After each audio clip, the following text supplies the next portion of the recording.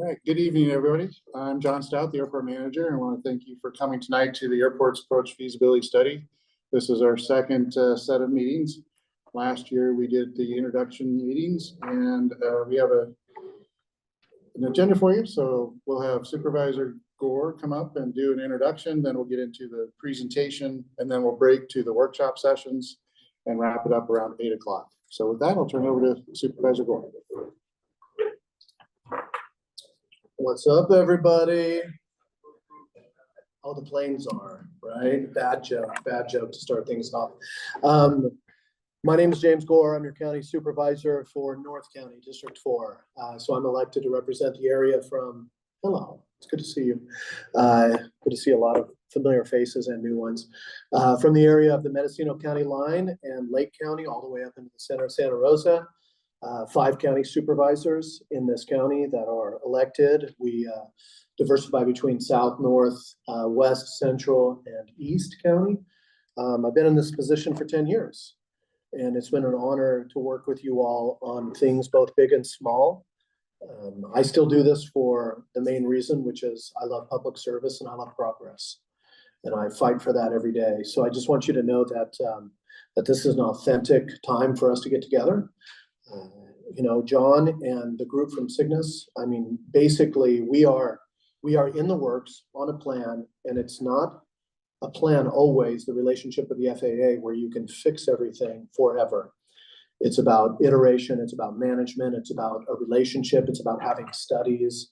It's about making sure that you fight for the community so that this beautiful asset that we have that's an airport does not cause chaos in neighborhoods, whether those are more suburban neighborhoods or whether those are with a different approach. All of a sudden, you know, the complaints, and rightfully so, come from a rural neighborhood in the mountains to all of a sudden it goes over to Sebastopol. All of a sudden it switches from Sebastopol over to Windsor. There's a lot of complexity that deals with this issue.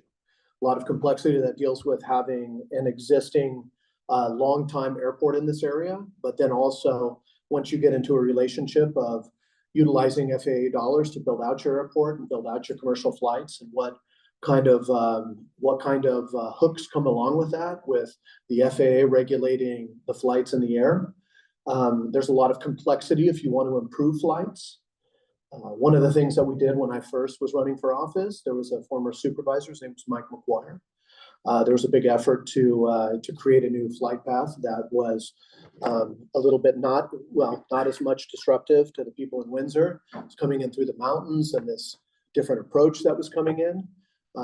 Also, one of the things that John and I ran into over the years is that then because of safety from the pilots, one person would say safety, one person would say convenience, one person would say the ability of how you want to line up to the runway as a pilot. The other would say how much it impacts community, is pilots not following that path. And then us trying to get adherence to that. And now, in the case of what we're dealing with right now, is a dictate out of the FAA to conform to Bay Area flights that actually totally disrupts what was the flight path that people were used to or not used to at the time. We are not here tonight to talk as much about the private air traffic, which is some of you read about, that we work with constituents throughout, which is issues related to what we have with helicopter flights that go in and out, which are contracts. We have also an airport neighbors meeting that we have at different times. We've dealt with things like that. The airport itself is used as a public use facility for things like the Sonoma County Sheriff's Office to do SWAT training, and how people who moved in and lived next to the airport come in and say, okay, I know I signed up to live next to an airport, but I didn't know I was going to be woken up on Sunday mornings by bombs going off and people rappelling out of helicopters. We've gone through other contracts. There was a Porsche club out there that had a non-renewal on a contract.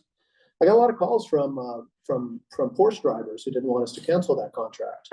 You know, but ultimately it was every one of these is a risk-benefit analysis, because ultimately we have this thing that a lot of people love, but it impacts many people. The negative aspects of this successful airport impacts a lot of people to a disproportionate aspect.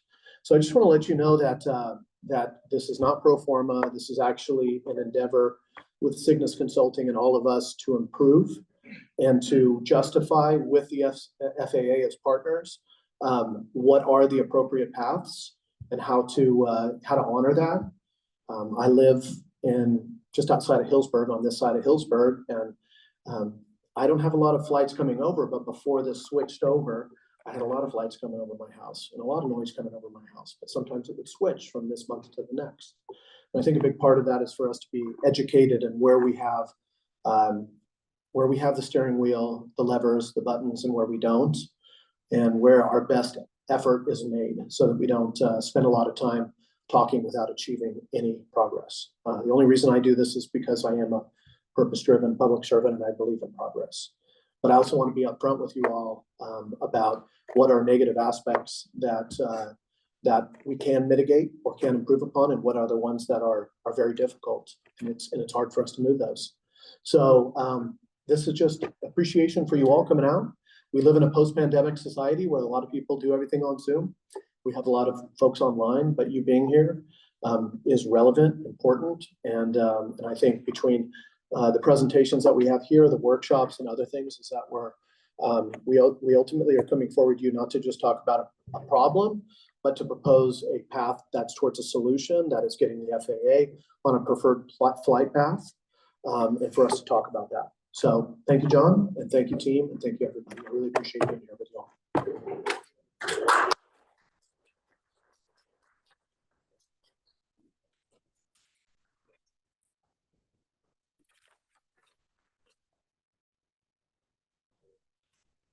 Okay, bounce in both places. All right, next slide, please. So kind of go over what we're going to cover tonight. First off, I'll introduce the team so you know who's going to be presenting tonight and who's also going to be in part of the workshop. Discuss how the meeting format works, what it is, what it isn't.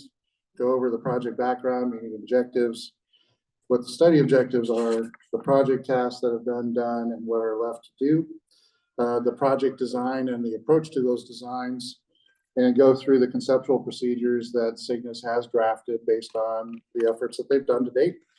And then talk a little bit more about a Part 150 study versus what we are doing. And then finally end with a discussion on what a fly quiet program is. Next slide. So as I mentioned, I'm John Stout, and we have Vinny Carrera with Cignus. He'll be covering several of the slides. We have Jeff Cochran here as well. He's going to cover a lot of the procedural items. And then we have Patty Daniel, and she'll be helping with the workshop area. Next slide.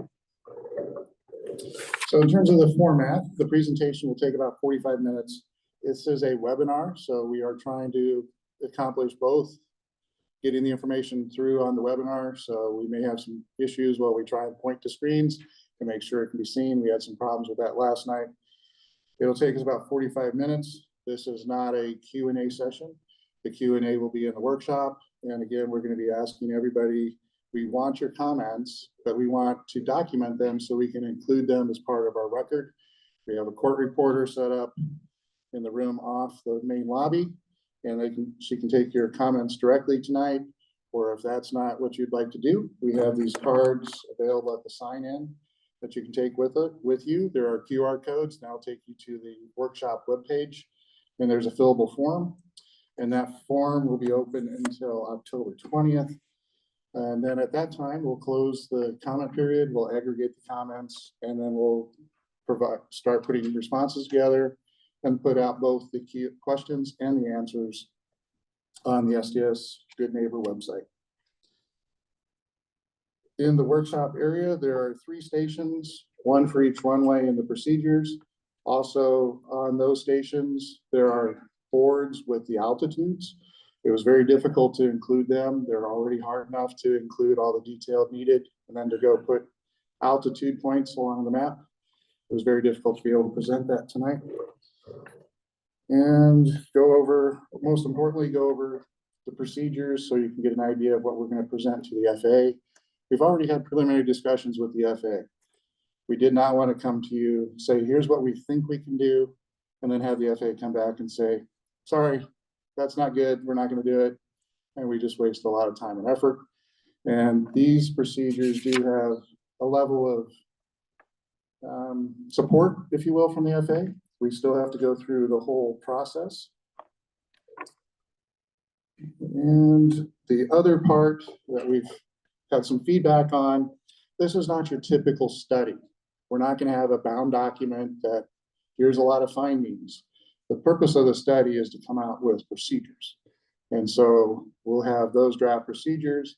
We'll be aggregating all the information from the meetings, all the presentation materials, but it's not your typical study document. Next slide. And the most important thing is why we're doing this study. We hear the concerns in the community. It's not just Windsor, it's Sebastopol, it's spread throughout the county. The FAA has done things that have changed procedures that have negatively impacted everybody in the county.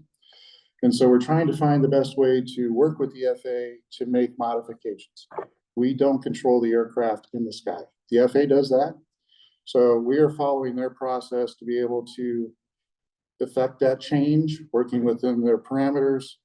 And if we were to wait for them to do it on their own, it would be potentially twice as long to get something done.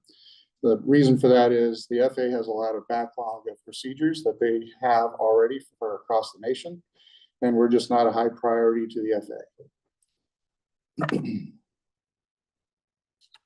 And today's focus is to really present those conceptual procedures, get your comments and feedback so we can evaluate that and see if there's any modifications we can incorporate. And of course, the driver is to be a good neighbor about all of these procedures, balance the noise.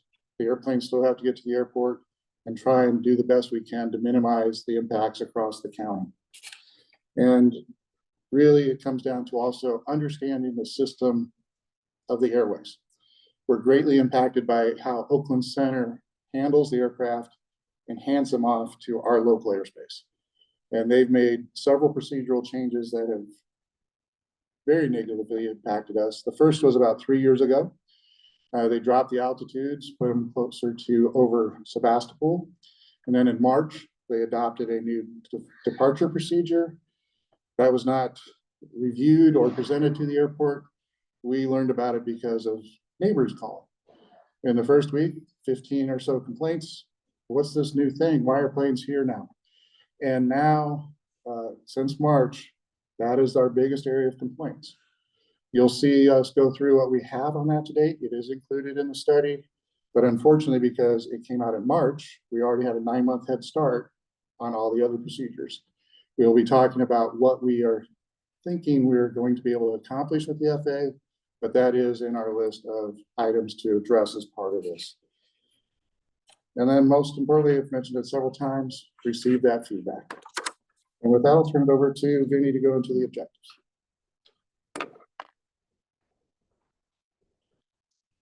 Thank you, John. Good evening. So to have a successful study, you have to have an objective.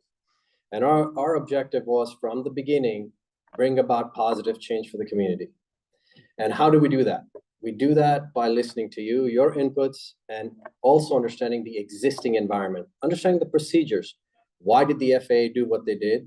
What are the enablers of those procedures? And how can we bring about effective change? Next slide, please. So what you're going to see next is a mandated process by the FAA that they utilize to implement or augment or redesign any procedure in the United States. We're following that process down to the T. Why we're doing that? So that the FAA has a level of comfort when we turn these procedures over to them. They understand we follow their process, and hopefully it's going to shrink the timeline for implementation and evaluation. Next slide, please. In a minute, Jeff Cochran, one of our subject matter experts, will talk to you about the technical aspects of the design. From a programmatic perspective, how did we start about this process? After we understood the existing environment, if you recall, about 10 months ago, we had a meeting. We received almost 50 plus comments from everybody. We responded to all of them, but we took those into account to the best of our abilities. Of course, you have to understand and appreciate the fact we cannot take everything into account because some things cannot be done due to safety aspects of these designs. But we took those into consideration to the extent possible. We also took those to the FAA when we had meetings with the Oakland Center. And with that I would say purview, we worked hand in hand to come up with these conceptual designs that Jeff is about to step up on the stage and share with you. With that, I'm going to turn over to Jeff so he can discuss with you the technical process we used as well as the conceptual designs.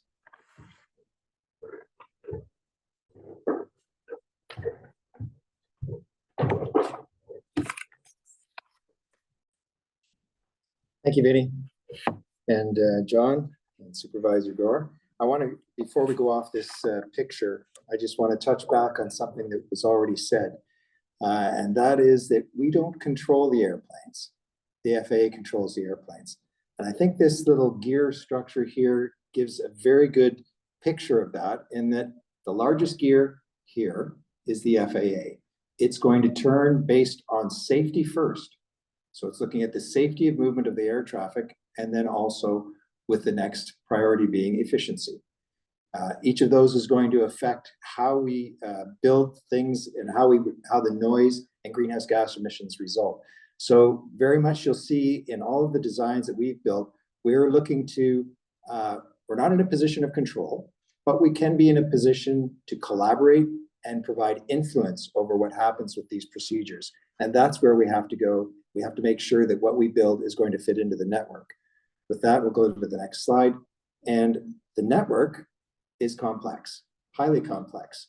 What we're looking at here is a notional image of the arrivals and departures coming into the Bay Area, with 3 major airports there: San Francisco, San Jose, and Oakland, all trying to get traffic arriving and departing, which means they're climbing and descending. We not only have the 3-dimensional space, but we have a 4-dimensional space because we have to time everything as they pass through these different routes. So you can see on this particular chart, the purple and red departures coming off of the Bay airports. It's hard to pick out the numbers, but they're climbing through around 15,000 feet and continuing to climb. And then they're going to overfly your airport. And we have to try and meld into that particular structure. As far as how this stands comparatively to other regions, the Northern California airspace is the 3rd busiest in the nation. And it's just behind Los Angeles and New York City for its complexity and the amount of traffic that's moving. So there's a lot going on here. The next slide, if you can go to that one, please, shows us the airspace structure. And this is a very high level shot. It's not just the number of airplanes, but the number of airports that are trying to feed into and out of that structure. So we have a lot going on. This is, it's very important that what we do with this provides a structure, and structure leads to safety because it's predictable. And you'll see in the designs that we put forward, the predictability of those paths makes it easier for us to manage the impact of noise and greenhouse gas emissions on the environment as well. So if we go to the next slide, I won't spend too much time in this other than to point out that these are the list of acronyms that list out the procedures, how we get airplanes to the ground. And at this point, I'll also mention that you'll see they're numbered by their runway. There's a bunch of letters and whatnot in front. We'll talk about that. But we have runway 32, runway 14, runway 02. The runways are aligned on their magnetic heading. So there's actually only 2 paved surfaces. And going in one direction, 32 to the north, going south, and that same piece of pavement is called runway 14. And then runway 02, heading up to the northeast. And we don't have any procedures on the reciprocal runway, runway 20, runway 20, going to the southwest. So just to make sure we want to make sure that you get the orientation as well of each of these procedures that we're going to be looking at. So the next slide shows us what allowed us to take on this work and actually do something different, propose some options. We have a number of enablers that we can use. Those enablers come in the form of having better navigation capability as an underlying infrastructure. We're using global positioning systems that support what we call area navigation and required navigation performance. This allows us basically to put down a path anywhere where it can be appropriately flown. And by appropriate, I mean not in danger of hitting buildings or other structures on the ground and not infringing on specialized airspace that you should not be flying through. So we have that flexibility now. On the second bullet there, we also have airplanes that are not only capable of flying those paths, but with a precision and accuracy that we've never had before. Highly precise. Within the wingspan of the airplane is going to be how accurate we can place an airplane on a path. And we can guarantee that position. So we've added safety to this, as well as the efficiency. This type of precision and accuracy leads to this predictability that I was talking about. If we can be sure where the airplane is at all times, that improves safety. And also if we can define where it should be, both laterally over the ground, but the vertical aspect is going to become quite key and quite germane to your desire to manage noise over the surface of the earth. Because by being able to have airplanes descend in certain areas at a certain speed with power settings, we can predict what the noise will be, and we can manage it better. And the last bullet on this slide that we're looking at is making sure we're connecting to that highly complex environment from the en route, because as John has said, if we propose something to the FAA that works great for Sonoma County Airport, but doesn't feed into this more complex structure, no one is going to fly it, and it's not going to be accepted by those that are in charge of operating the safety of the airspace and those routes, which is the FAA. So on the next slide, we point out one of the key enablers in that vertical path. The bottom graphic shows you what is currently happening today, for the most part. Airplanes will fly level, then they will be cleared to descend to an altitude, they'll descend down, and they'll fly level again. We kind of look at it and say, yeah, so what? Well, every time they level off, the power comes up. It's more noise. And if the paths are not predictable, coming out of the en route structure, the FAA would prefer to get you out of the way of the highways in the sky. They want to get you below the level, so they will descend lower and sit at a lower altitude and bring the power up. So now it's making more noise, they're burning more gas. So this isn't good for the airlines, it isn't good for you, and it isn't good for the environment because there's now more greenhouse gas emissions going out into the atmosphere as well. So what we want to do is we want to be able to build structures that will enable that upper graphic with that continuous descent from 20,000, 15,000 feet. As they start to descend, set the power at a near idle setting. Don't burn as much fuel, don't create as much noise, and just glide down all the way until you get on to the final portion of your landing, put your gear, your flaps, anything else you need, and safely conclude the flight. So this is what we're shooting for. And if we go to the next slide, I'll start to talk about some of the specifics. First, runway 14. This is your more or less north-south aligned runway. And if you were landing facing the south, these would be the procedures that you would be looking at. The slightly yellow colorish line, that is the current paths over the ground that exist today for the potential procedures that you could fly. And the light blue ones are what we are proposing. Right off the top, you can see that we have connection points coming from the south that have defined paths. So this leads to that predictability that I spoke to. The current procedures do not. So if you're coming from any of this highly densely populated and multiple flights coming from the south, you are not on any structure. So it is more likely you are descending and you're being given instructions by air traffic control to fly a heading and fly another heading until we can turn you around and line you up with final. That's neither efficient, it's more work for both flight crew and air traffic, and it results in more noise, more gas being burned.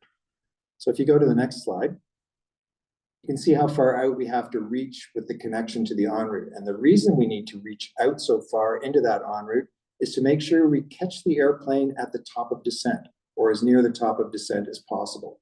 And by doing this, we give a better opportunity that air traffic that's feeding the airport, these are we call them the off ramps from those highways in the sky that you saw with that great spaghetti network of crisscrossing lines, that these off-ramps are there to manage the safe flow of that traffic and also do it in an efficient manner. And although you may say, well, for me on the ground, I'm not as concerned about efficiency, but efficiency means that the power is set lower on the airplane, which means there's less noise. So there are offshoot benefits just from being more efficient in the airspace. If you go to the next slide, I'm only going to show you one of these, just so that you get the feel for it. This is the purple line are the procedures we're proposing, and it shows how they tie into all of that low-level network, starting at about 18,000 feet. We've got highways going everywhere. This is like the 101 with all the off-ramps that you're going to take into the city when you need to come to a final stop. So we'll go to the next slide. And we'll start to look at a little closer look at what these procedures are going to enable. If you're coming up from the south and you're going to be on the west side of the airport, currently you probably would have gotten a descent to somewhere around 5,000 feet above ground, maybe 6,000 feet, and you had been told to level off, and you will fly a line parallel to the airport on the west side, but you will probably only be 5 miles or so away from the airport, which means you are overflying built up areas, you are affecting many more residents, and you're just making a racket. That's not necessary. With this structure coming from the south on the west side of the airport, the blue line you can see here takes you more like 10 miles from the airport. And just to give a bit of perspective on scale on this drawing, that yellow circle is the control zone, and it is 5 miles in radius. So 10 miles across in total for that circle. So you can kind of see we're about now 10 miles to the west of the airport, and we're not at 5,000 feet because we have to track all that distance to go around and line ourselves up and come back and land facing south, because in this instance, the wind is blowing from the south. So therefore, you're at a much higher altitude. You're probably at 10 or 12,000 feet as you come by these built up areas. So this is an advantage for us in the vertical for managing the noise. If we go to the next slide, we can see what happens as we get in closer to the airport. On the left-hand side of the screen, all of those blue lines are converging at a point. This is a standard sort of design, and you'll see this in all of the different designs that I'm going to show you for the other runways.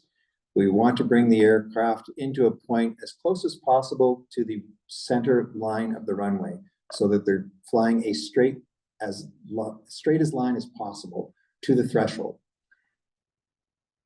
The picture to the right, on the right-hand side, showing the yellowish color, the original track is offset from the center line by 15 degrees. Our proposed line brings it closer to being aligned with the runway. And from the perspective of safety, efficiency, the pilots and others may have said, well, why didn't you just go straight down the middle, that red line that I'm showing, that extended runway center line? And this is where we start to look at the balance, look at the trade-offs. If that was the procedure, they would fly directly over Healdsburg. That's not the best option for the people on the ground. It may work out great for the flight crew, but that isn't the optimal solution. So we look at where can we still achieve a safe descent towards the runway while still taking into account these other aspects.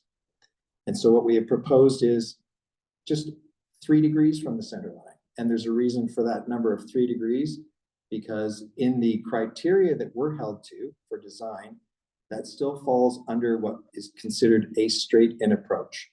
And by doing this, it means that we can have less limitations in how the airplane descends.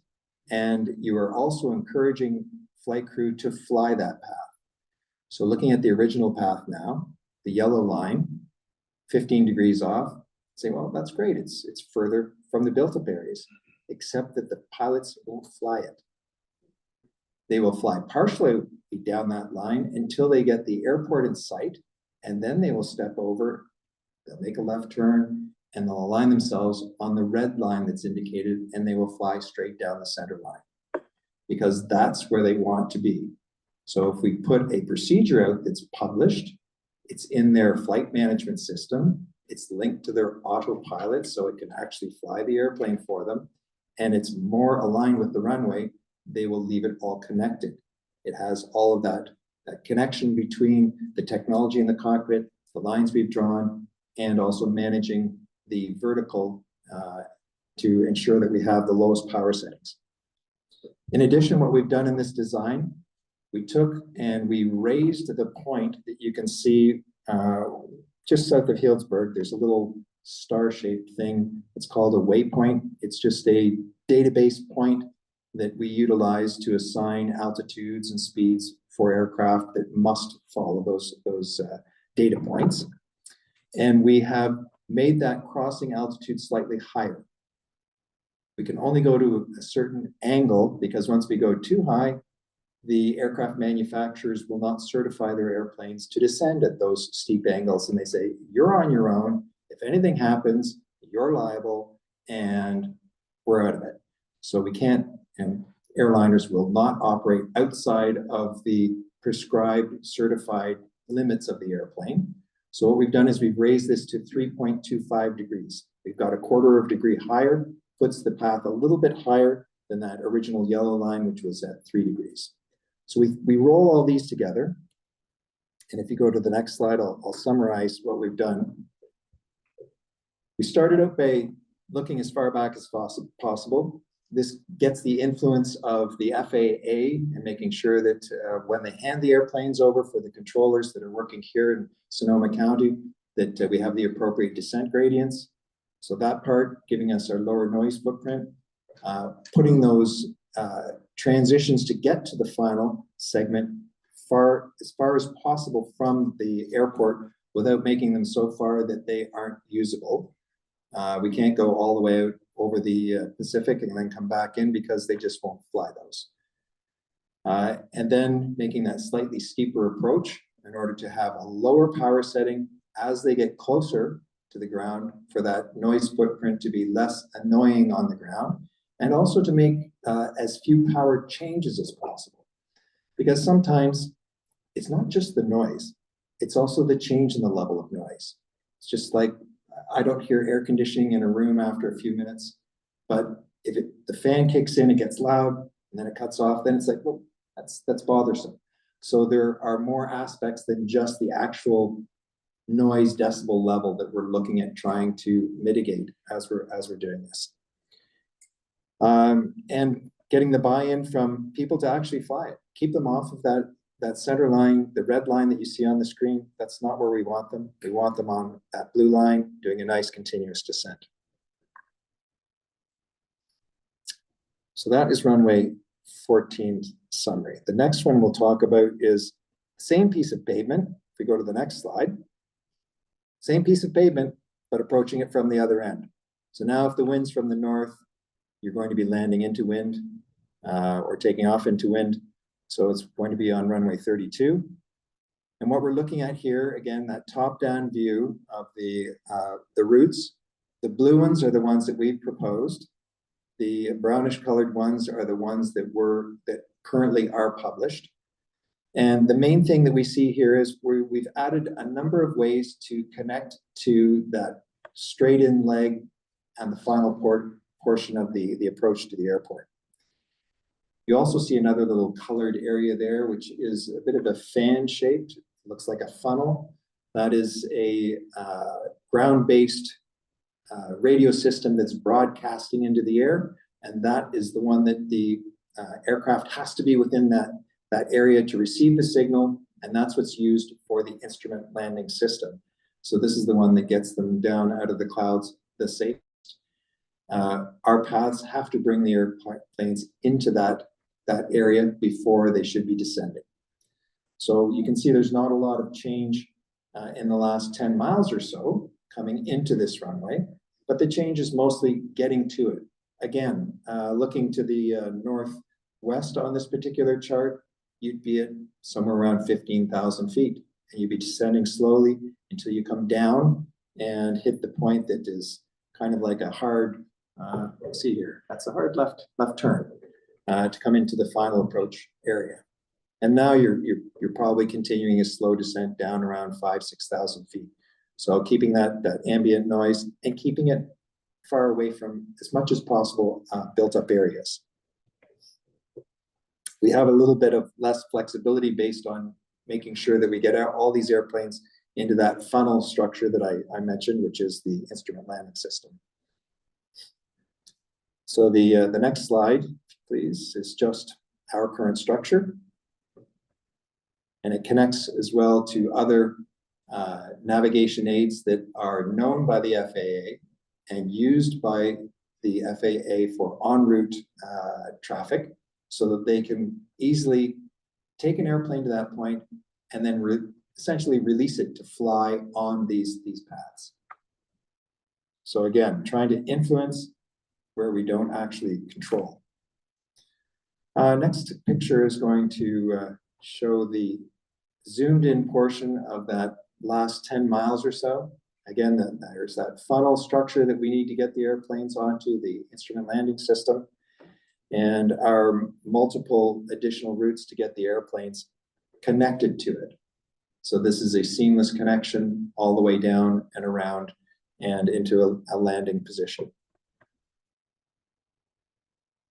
So if we look at the next slide, it'll just summarize what we've done for differences. We're looking to reduce the unnecessary flights over residential areas. And we've done that by creating these paths. We've reduced the unpredictability of not having a path and having an air traffic controller descend an airplane and then just sort of guide it around in order to bring it onto final. We've got a defined path that allows us to then manage the noise by having that continuous descent on those paths, reducing the noise footprint overall, and reducing greenhouse gas emissions by having lower power settings, less fuel burned. And now we've tried to capture the what's in it for each of the different stakeholders in that group. Improve life on the ground, improve the operational safety and efficiency for the aircraft. So everybody is going to work together collaboratively to try and bring this about. So now I'm going to switch to the last of the runways that we designed approaches for, proposed. If you can go to the next slide. Runway 02. And this runway is at the end of all those lines. You can't see the runway because of the scale of the drawing, but you can see all the lines that are converging and pointing up to the northeast. So this is your second piece of pavement, but we're calling it our third runway because we name them based on the approach end. The brown lines are the current procedures that bring you in sort of a Y type shape into that last 10 miles or so that I was explaining is a standard way of lining the aircraft up and a standard way of building the procedure to follow safe criteria. And overlaid on that, all of those new lines in blue are the ones that we're proposing to replace the two that exist.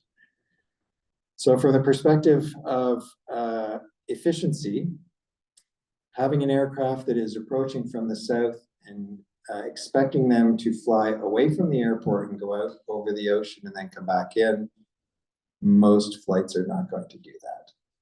So they're going to be looking to get what we call a radar vector, an instruction from air traffic to descend and give them a heading to fly to come in closer to join that last 10 miles. Again, when they do this, they're down low and the power is higher, they're making more noise, they're burning more gas. Not the objective that we want. So what we'd like is to reach out into the en route, grab them at 15, 20,000 feet, and bring them on that nice slow descent coming down. Next slide, please. This is just our depiction without the current design. So I'm going to jump to the last of these sets of slides. Kind of zoom in on that final approach segment. And I neglected to mention at the start of this that runway 02 is shorter, narrower, and does not have all of the infrastructure that supports air carrier passenger carrying operations. So it's more geared towards small airplanes to utilize it. And you should not expect to see the 737s or the Embraers flying on this particular approach. You're likely to see only your light twins and single engine aircraft flying along these particular paths. And it's not utilized as much, also because of the prevailing wind conditions. We always take off and land into the wind as much as possible. So not too much change here as you're getting closer, because we do have to line up for that 10-mile final. Most of the change happens in how you get there, making sure that it's that continuous descent leading up to the point where you're going to turn into the last 10 miles. So let's go to the next slide, please. And the summary, same things that we try to do at the other runways. We want to reduce overflight over residential areas where it's not required. We want to make sure that those paths that are over any areas are managed with the most noise-friendly footprint that we can create.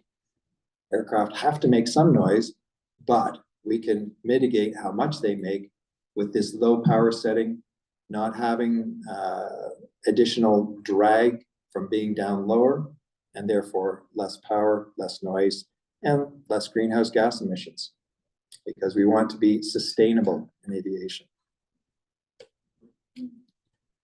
So those slides summarize the arrival portions. The next couple of slides, I'll talk briefly about the Redhead departure. I know this one is going to be of most annoyance to people on the ground from the noise perspective. So if we go to the next slide. Oh, sorry, you were already on the Redhead departure. I was looking at my little teleprompter here and I hadn't done it yet. This is a new procedure that was basically put in without the consultation of all the good people here that are working on it now. In March of this year, we were well into our study for over a year at this point, but we are looking to now address the fallout from the procedure. In very easy layman's terms, this procedure lets the airplane take off on the runway heading, and when they hit 500 feet, they must turn and go to one of these 2 points that you can see. You can see the sort of swath turn, whether if you're going to the north or northeast, you'll turn back to the south and go to one point. And if you're going to the south or southwest, you'll turn and go to the other point. The problem with this procedure that we see it is that it looks like the focus was more based on getting the airplanes into that complex high-level network that I showed you earlier. That seemed to be the focus, because there are very distinct paths, altitudes, the aircraft have to conform to in the subsequent little star-shaped waypoint items that I described earlier in order to get them up into that network. Not as much thought about what happened right after departure when aircraft are at their highest power setting, their heaviest weight, and therefore producing the most noise that they're going to make at any time throughout their flight. So this is probably the one that creates the most angst and has the potential for being at least tweaked to make it better to start with, and perhaps some sort of major overhaul to see what we can do. So some of the things that we have in our toolbox to address these, that we can go to the FAA and see if they would be willing to make these adjustments. When you make an airplane turn at 500 feet, that is not a point over the ground. That could be at the end of the runway. If you decide to hold the brakes and accelerate quickly on the runway and do a steep departure, you could be at that point because you don't have a lot of passengers that day and you have a light cargo load, so you're able to climb faster. Or it could be a very hot day and there's no wind blowing and you have a lot of passengers, and so your climb rate is much slower. So now you're a mile, maybe a mile and a half off the end of the runway and you're at 500 feet and turning. That kind of variation is not something that allows us to easily manage the dispersion of noise. So we can look at things where we place one of those little star-shaped waypoints over the ground and we require the aircraft to fly over a point on the ground at a specific altitude. So we can manage how this comes out. These are some of the things that we have in our toolbox. And that's, as you can see on that last bullet point, that is a to be determined, hopefully with a collaborative discussion with the FAA. And we'll see what we can do with getting some changes as a result. The next slide is the last picture that I have in my slide deck. And this is a notional overlay of that particular procedure on a satellite image. But again, by doing this, the points at where they turn 500 feet above ground can vary greatly by a mile and a half along any one of those tracks. And if you have a strong crosswind, you may be facing this way, but as you progress forward, you will drift left or right. So the lateral placement also will not be provide any sort of continuity in how we manage the traffic, the noise. So with all this talk of noise, that leads well into turning the podium back over to John, and we can continue to take up the discussion.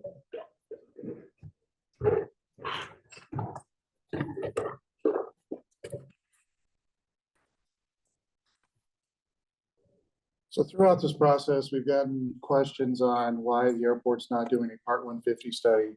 The FAA has continually said the airport has the potential to do one. They're eligible for federal funding. And there's two primary criteria why we're doing it this way and not doing that study. The first is that study goes through virtually the same process. We do community engagement. We look at different options to assist with noise and overflight areas. But what comes out of it is voluntary. We've had the airlines, corporate pilots, general aviation pilots say, if it's not in a published procedure, I'm not doing it. I want that level of safety. And so why go through all that pain and discussion for the pilots to not fly it? We already have that issue with the approach on runway 14. We went through all that effort when we did the runway extension, and 75–85% of the pilots chose not to use it. Don't want to repeat. So, and the second is that study is really about land use compatibility. California does a really good job with the comprehensive land use planning for airports. So we have that in place, but then the FAA regulates noise based on the community noise equivalent level, which is a 24-hour weighted period. And then they draw that 24-hour weighted average around the airport based on 10 decibel increments or 5 decibel increments. And they focus on the areas under the 65 decibel contour. And they give an extra weight for evening flights, a bigger weight for nighttime flights. And they say in a 24-hour period, if you're in this line, your average background noise is 65 decibels because of the aircraft or other things in that area. Next slide. And this is the 2038 forecast, using the 2038 forecast for the airport. The 65 decibel contour is the teal line on the map. About 90% of that is on airport property. Airport property is the purple box in that picture. If in that future scenario, there's about 8 to 12 homes that would be impacted by that future decibel line. And when we did the airport master plan in 2012, we created a mitigation plan to deal with those homes. And again, so therefore it very narrowly defines what can come out of that study. So between the voluntary portion and the focus being on the land use within that 65 contour, it really didn't benefit the entire community. We have complaints in West County, South County, North County. Pick a place in the county, we have complaints. And by hiring Cignus, who has design experts that are certified by the FAA to design these approaches, this is the best way to affect a change with the FAA. So it just is a better outcome than a voluntary procedure. Next slide. Oh, should have said next slide a minute or two ago. So next slide. But the part that is still needed to make all of this work. Cignus is designing these procedures for us that hopefully the FAA will buy into, but then we still need to educate and encourage pilots to actually fly them and fly other noise sensitive paths and procedures. So we'll be looking concurrently designing a fly quiet program to put a little oomph behind these procedures. So if we just put them out there and don't encourage it, don't push the pilots, we'll have a questionable utilization rate. Yes, a lot of them will like the fuel savings, but not all of our pilots fly those procedures every day. So we want to encourage the visual pilots. We also have a different group called helicopters. They create their own unique set of problems. And most of the helicopters operated on the airport are visual. So we're trying to aggregate all those into the Fly Quiet program and really push for compliance. Where those have been put in place with these procedural designs, there have been improvements in how the impacts are on the community. And we want to make sure we're doing everything we can. Next slide. So we're getting close to wrapping up, but the next steps for where we're at on this process, we'll review all the comments and questions that are submitted either through the court reporter or through the website. We'll respond to all of those comments in writing. They'll be available on our Good Neighbor website.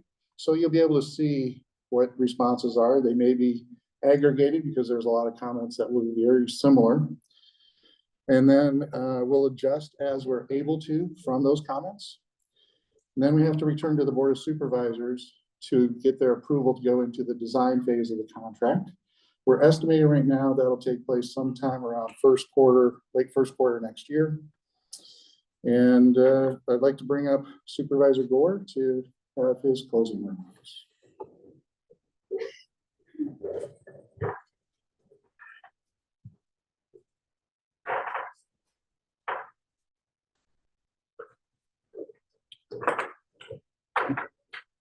You know, closing remarks is really an opening for all of us because we have a workshop that we're going on to, and then the other part of it is that this has to be an iterative process.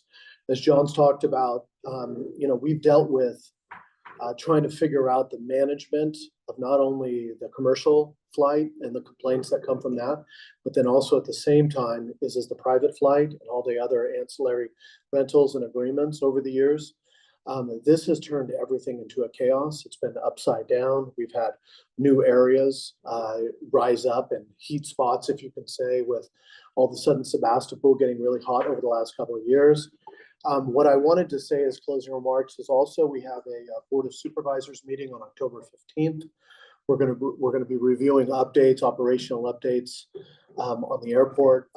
Another thing, just it's good for folks to know what's happening is our airport manager, John Stout here, is bringing forward, he's done a consultant study also for where we're at with staffing to meet not just minimum standards, but where are we at in adequacy for fire and safety at the airport, where are we at with respect to staffing to manage the operations of the airport and the safety issues there, admin staff, but also you've probably read some stuff in the paper. Some of it's very true, some of it's very sensationalized. We continue to have a plan that goes together. There was an item earlier this year where we really put forth for a repaving at the airport. A reminder that how the airport actually works is there's an airport commission. I want to thank Art for being here, putting in a lot of time to listen and talk to people, a pilot who also served on the airport commission for a lot of years. Most airports around the country are not underneath the authority or guise of the Sonoma County Board of Supervisors. Some are not. A lot of them have a airport commission. But even though the airport is a part of the department, which is Sonoma Public Infrastructure, and underneath the county and underneath the Board of Supervisors, it operates as an enterprise fund, which means it's its own business and unique entity, which means that we definitely invoke the authority over the oversight and the approval of contracts and other things. But at the same time, it's its own business entity. It's not funded out of the general fund of Sonoma County. It's not funded out of property taxes, sales taxes, or everything of the like. So whenever we work with John to look at whether it's flights or whether it's the footprint of the airport, which includes things like the hangars, which includes private flight, the rentals around it, And then also what we deal with a lot in the area is also land use around the airport. All of those things really use this as as an item of discussion and moving forward, as like this is a nexus for action moving forward. Like many of you, you might remember a time like I do when I was a kid, and I'm 46 now. I remember being 12 years old and taking a Horizon flight. That was a commercial flight all the way up to the San Juan Islands out of the Sonoma County Airport. I also remember many years around the recession and others when there were no flights.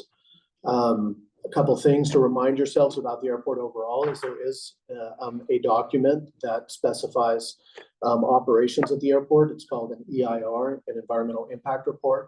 It has a number for the maximum number of flights. Those are average number of flights. We are not at the maximum of that. When you see new flights added, sometimes those are flights that are everyday flights. Sometimes those are flights, like in the case of our newer operator, Avilo, that are once a week, twice a week flights. They're more for travelers in and out as opposed to business.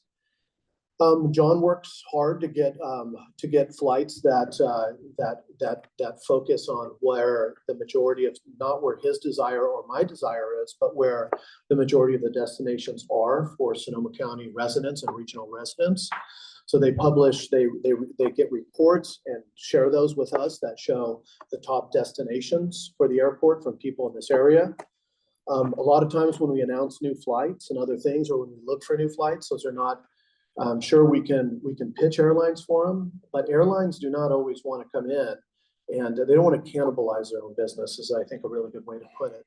If they're getting those same individuals that will drive down to San Francisco or Oakland, they don't want to start up another regional flight from a regional airport.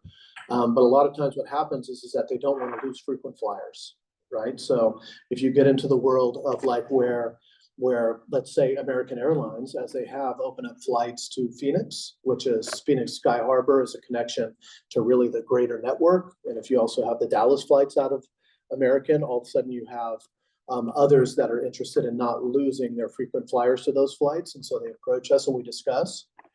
Our two core partners are Alaska and Avilo at this point.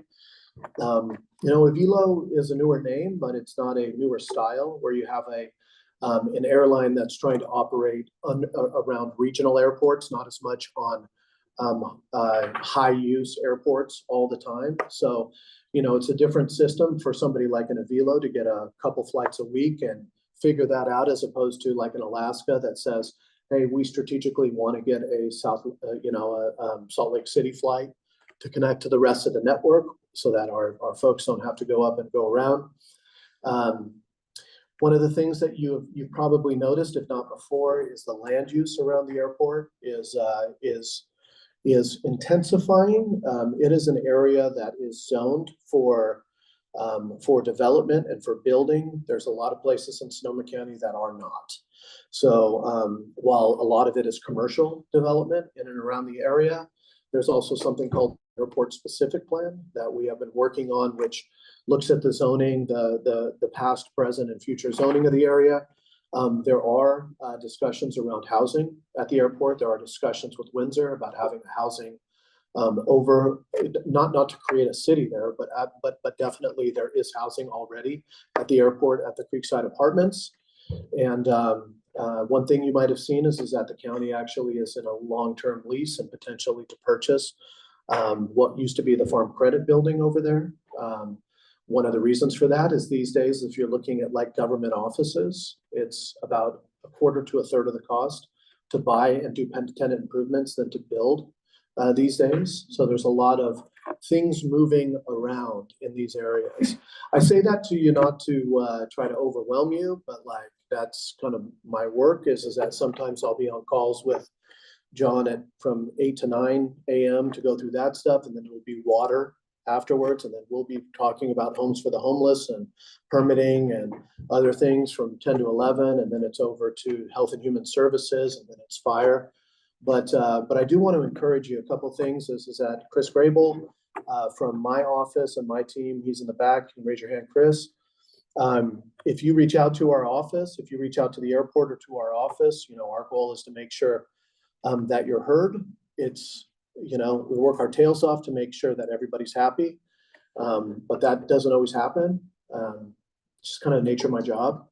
The more I do this, the more we try our best, but I do want to let you all know that I want to be honest with you, is that when you're in a situation where, as I've come in for the past 10 years, and you have this relationship with the FAA, which means that they have a lot of control over like the CHP of the air, you could call them, whether they show up or not in one degree, but then also the design and the other things, is you'll hear from us sometimes things that say like, hey, we don't have control over that. And I'll have people come up to me and say, no, I need you to exert motor control.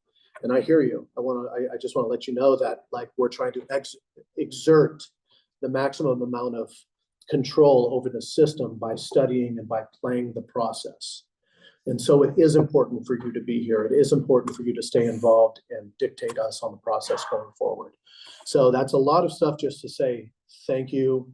And this is, I wish everything was much more that old adage, KISS, K-I-S-S, keep it simple, stupid.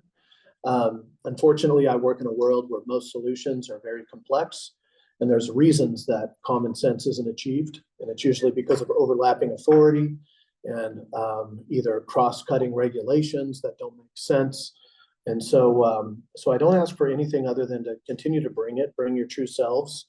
And we're going to continue to try and forge progress. So it's a pleasure. I'm going to be here for a while too. I'd love to, if anybody wants to chat or share anything directly with me, but I'll be here as well, and appreciation for everything. Thanks, Doug.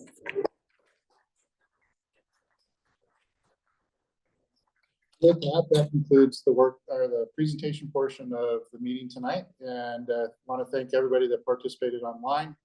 And across the way is the workshop area. Cignus and the airport staff will be there to answer questions one-on-one. And we have the boards. So if you have specific areas, again, we also have the boards that have the altitudes. All of this material is on that website. So the board material and the presentation material is on the stsgoodneighbor.com website. Thank you again and have a great evening.